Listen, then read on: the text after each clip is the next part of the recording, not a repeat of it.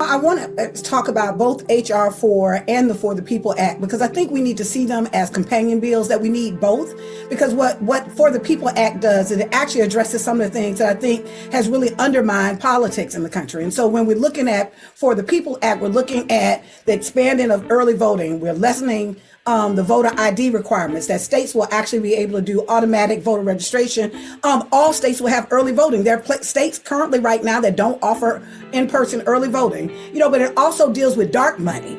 It also deals with gerrymandering, which has been weaponized against Black communities with surgical precision, according to the courts in North Carolina. And it also deals with as we're talking about a redistricting and in the gerrymandering process, it also literally deals with how we kind of move forward in terms of literally oversight around our elections. In addition to that, when we're talking about the John Lewis Advancement Act, what many of us don't realize, it sets up a new formula. That the formula, as Derek had talked about earlier, that there was a formula that was set up that certain the states, that the Supreme Court essentially in this last ruling in 2013, when they got it, said, no, we don't need that. Just fix it, but it's fine. We don't need that anymore, right? There's a preponderance of evidence now. Everything the voter advocates said would happen, not only has it happened, but it's actually intensified to the worst of our imaginations. And so it sets up a different formula that is actually not just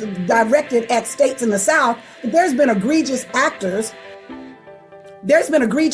to this process also literally in other states, and states all around the country, in the West, in the East, and in the North, and the Midwest. And so it sets up a different kind of formula that does bring a different level of parity, I think, in terms of some of the states and across the country. It also expands voting rights to Native Americans. Most people don't know that in the Voting Rights Act, it did not explicitly include the Native American communities, right? Many of them have also been experiencing voter suppression in the form of their laws have been set up where in some of the states, when you look out west, where many are Native American communities and reservations, they use post office boxes. And so there's legislation that was set up that would not allow post office boxes, so that would actually discriminate against them, right? And so what we're looking at, I think the thing that is most powerful is that it restores Section 5, basically the pre-clearance clause.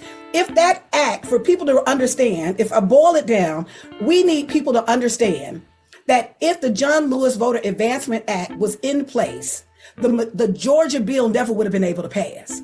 That many of the bills that we're talking around in the states that are going on right now in all 47 states, they would not actually be able to cut the mustard, right? That there would be some more oversight around the elections and these election laws that are being passed at a rapid amount of time within the country. And so I think it's really important for people to know that we have to actually push forward, that even in the 1965 Voting Rights Act, just to put it in context, that was never the end all and be all. That was a compromise in itself.